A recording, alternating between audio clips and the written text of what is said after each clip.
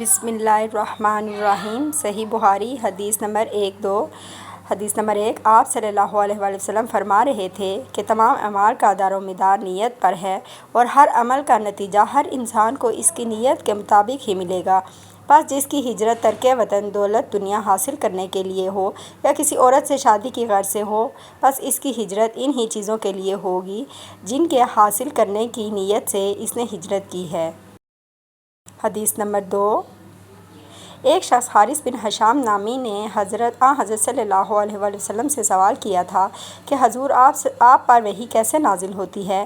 آپ صلی اللہ علیہ وآلہ وسلم نے فرمایا کہ وحی نازل ہوتے وقت کبھی مجھ کو گھنٹی کی سی آواز محسوس ہوتی ہے اور وحی کی یہ کیفیت مجھ پر بہت شوق گزرتی ہے۔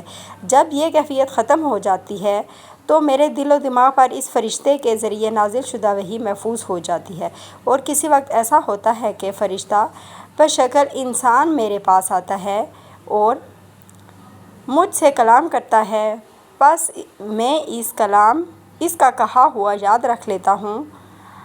حضرت عائشہ رضی اللہ تعالیٰ عنہا کا بیان ہے کہ میں نے سخت کڑاکے کی سردی میں حضرت صلی اللہ علیہ وآلہ وسلم کو دیکھا ہے کہ آپ صلی اللہ علیہ وآلہ وسلم پر وحی نازل ہوئی، اور جب اس کا سلسلہ موقوف ہوا تو آپ صلی اللہ علیہ وسلم کی پیشانی پسینے سے شرابور تھی۔